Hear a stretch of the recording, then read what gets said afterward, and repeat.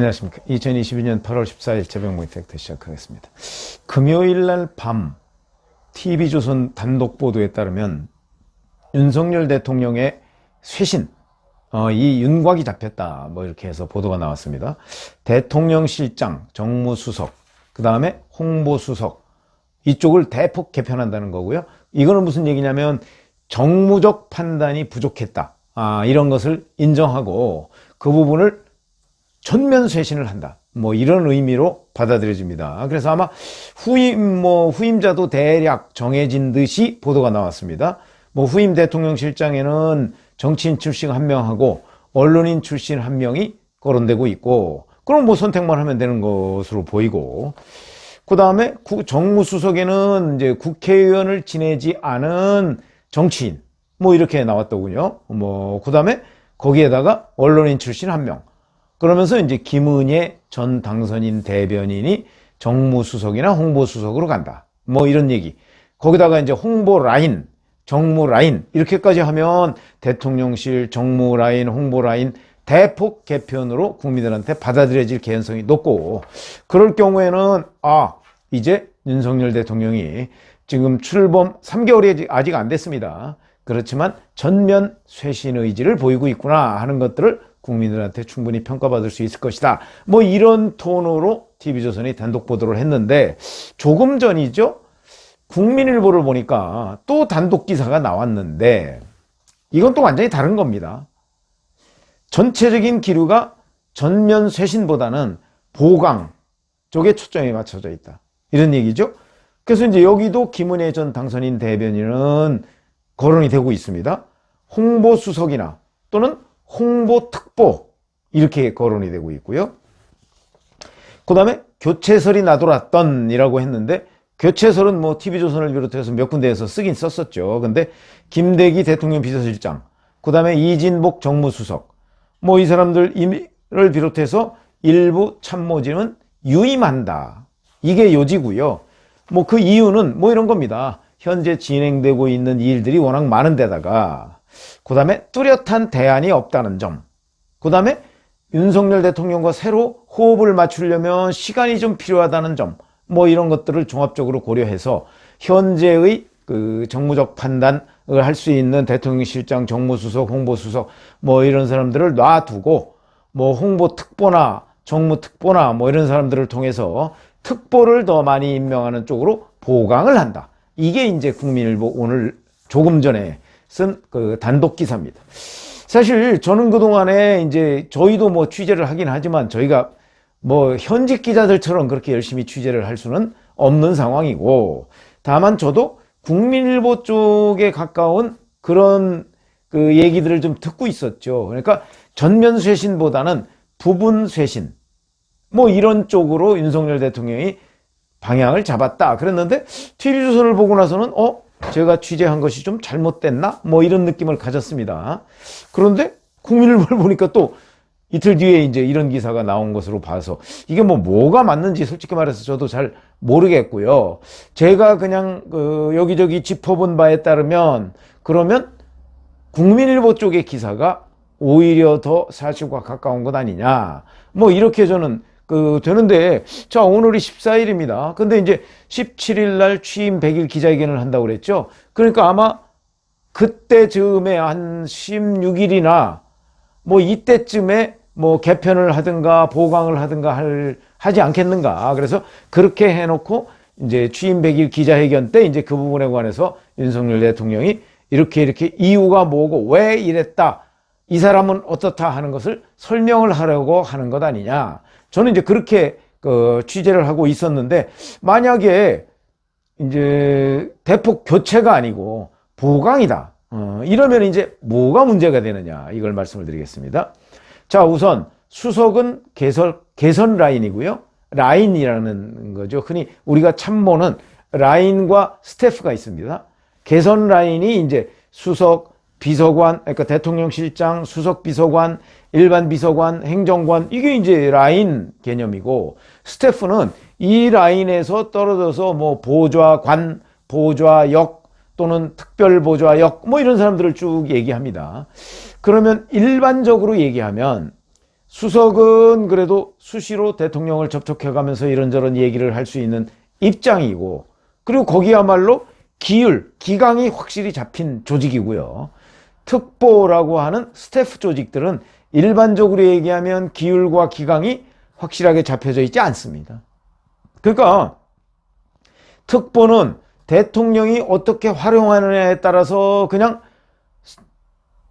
우리가 흔히 기자들이 농담으로 그렇게 얘기하거든요. 특보, 그거 특별히 볼 일 없는 사람, 이렇게 활용할 수도 있고 정말 핵심으로 활용할 수도 있는 게 바로 특보다. 그만큼 말이 특보지, 특보는요 대통령의 활용 정도에 따라서는 쓸모없는 사람이 될 수도 있고 아니면 활용하기에 따라서는 실세가 될 수도 있는 그런 자리가 특보입니다. 그러니까 이게 정말 특별한 자리일 수도 있고 특별하지 않은 자리일 수도 있는 게 특보다. 그런 점에서 따진다면 특보라는 거는 저는 굳이 임명할 필요가 없는 자리라고 봅니다. 무슨 얘기냐면 대통령이 사실 뭐 정치에 관해서 내가 어떠어떠한 거를 좀 자문을 받고 싶다. 그러면 그 정치 분야에 관한 대단한 뭐 통찰력 내지는 해안을 가지고 있는 사람을 뭐 만나든가 뭐 부르든가 전화를 하든가 그래서 물어봐서 얘기를 듣고 또 뭐 한두 사람 더 얘기를 듣고 종합해서 판단을 내리는, 그렇게 되면 이 사람은 그냥 대통령의 자문력입니다. 그렇게 하면 되는 거지 굳이 뭐 특보라고 해가지고 거기다가 뭐 특보라고 해서 하긴 뭐 특별히 봉급 주는 것도 없죠. 그냥 간혹 뭐 활동비, 그러니까 특별히 일이 있을 때 활동비 정도, 실비정산, 제가 알기로는 뭐 특보가 그 정도인 것으로 알고 있는데, 그러면 저도 뭐 특보를 했던 뭐 여러 뭐 정치인이나 뭐 이런저런 사람들을 알고 있지만 사실 그 사람들의 자긍심은 거의 없습니다. 그냥 어디 대통령 뭘 하고 있다 뭐 이런 정도로 어디 가서 그냥 명함용이다 뭐 우리가 흔히 이렇게 얘기를 하고 있는데, 그런 점에서 본다면 특보를 임명하는 것은 쇄신의 의미하고는 거리가 멀다. 그러면 과연 보강의 의미는 되겠는가? 그 점도 저희가 경험한 바로는 특보가 제가 아까 말씀드렸죠. 대통령이 어떻게 활용하느냐에 따라서 수석 비서관을 능가할 수도 있고 아니면 정말 특별히 볼 일 없는 사람일 수도 있다. 그렇게 된다면 윤석열 대통령이 지금까지 정무적 판단에 대한 보좌를 제대로 못 받았다면 그러면 특보를 임명한다고 해서 과연 정무적 판단의 보좌를 제대로 받을 수 있을 것인가? 왜 그러냐면 수석비서관이 있는데, 수석비서관이 그러니까 대통령 실장이나 수석비서관이 또 특보가 있으면요 은근히 특보를 견제하게 됩니다. 왜? 본인의 자리가 흔들릴 수 있거든요. 견제하게 됩니다. 그러면 자칫 잘못하면 암투가 생기고요. 그러면서 대통령이 특보를 수석보다 더 잘 만난다, 자주 만난다, 이렇게 되면 또 자칫 잘못하면 이 사람이 비선실세 아니야? 이런 의혹에 휩싸이기 십상입니다. 거기다가 또 하나는 이 특보는 여러 명을 임명할 텐데 대통령이 일일이 이 사람 저 사람 자주 만나기가 현실적으로 어렵습니다. 그런 점이 이제 특보의 한계고, 그러니까 제가 보건대는 특보로 어떤 정무적 판단을 보강한다는 의미가 별로 없다. 저는 그렇게 보이고, 그런 점에서 본다면 또 하나 더욱더 중요한 문제가 있습니다. 지금 윤석열 대통령의 경우에는 정무적 판단에서 여러 차례 실수가 나왔고 특히 인사 문제에 관한 실수가 있었죠. 그렇다고 해서 인사특보를 임명할 수는 없는 거 아닙니까? 그건 자칫 잘못하면 인사 이 중간에 뭐 자꾸 간섭을 하는 일이 벌어지거든요. 이렇게 되면 인사 실무를 하는데 도움이 오히려 안 될 수가 있습니다. 그리고 대통령이 판단을 하는데 오히려 헷갈릴 수가 있다는 거죠. 그럼 그런 건 없을 텐데, 그럼 인사의 균형 이런 것들은 누가 잡아주느냐? 마땅한 사람이 없습니다. 원래 과거에는 이제 인사수석이라는 게 있었고 지금은 인사비서관인데, 인사비서관이 지금은 워낙 실무형으로 임명이 돼 있어서 사실은 거기다가 뭐 특보를 앉힐 소지도 없고, 그렇다고 해서 대통령한테 인사비서관이 특별히 쓴소리 할 사람도 아니고, 자 그렇게 따지면 이게 보강을 한다는 게 과연 의미가 있을 것인가 하는 생각이 들고, 그 다음에 이거보다 더 결정적 단점이 있습니다. 그건 무슨 얘기냐면 많은 국민들이 자, 인사 문제로 윤석열 대통령에 대한 부정평가가 늘었다 하는 점 하나, 그 다음에 정말 잘못하는 사람은 바꿔야 되는 것 아니냐, 이렇게 생각하고 있는 국민들이 대단히 많다는 점이죠.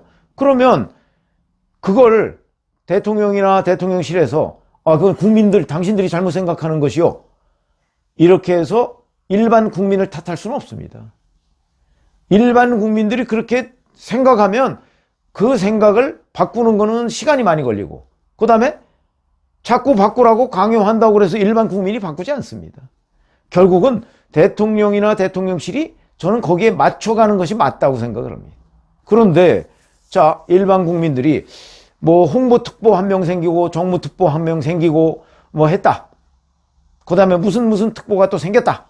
근데 거기에 우리가 알만한 정말 이 부분에 굉장한 통찰력 있는 사람이 들어갔다 라고 한들 과연 쇄신의 이미지를 느낄 것인가. 그거는 이제 저희 같은 그 기자 출신들이 이렇게 들여다보면 이 사람은 어떤 역할을 할 것이다 라는 것 저희는 대충 보이죠. 왜냐하면 뭐 과거에 그런 기록들이 있으니까. 그래서 보면 특보의 역할은 제한적일 수 없다 이렇게 말씀드렸죠. 그러면 일반 국민들 중에 상당수도 그걸 압니다. 그렇기 때문에 누구누구 특보를 많이 임명했다 어쩌고 하는 거를 일반 국민들이 봐가면서도 그다지 쇄신 의미를 못 느낄 것이다. 이건 전면 쇄신이라기보다는 그냥 뭐라고 할까, 뭐 약간 그냥 보강, 그야말로 보강. 그리고 이제 좀 나쁘게 평가하면 뭐 땜질, 뭐 이 정도가 아닌가라고 일반 국민들이 받아들일 가능성이 있기 때문에 지금 취임 100일을 앞두고 흔들리는 윤석열 대통령의 지지율을 다잡는 데는 별 역할을 못할 것이라는 거죠. 그렇게 따지면 쇄신의 의미가 당초에 생각했던 것보다 뭐 반 내지는 3분의 1로 줄어듭니다. 자, 이렇게 되면 뭐 굳이 뭐 쇄신할 필요 뭐 있느냐라는 대통령의 안이한 생각이 반영된 것 아니냐. 물론 저도 대통령이 마지막 순간에 뭐 앞으로도 내일도 남고 모레도 남지 않았습니까?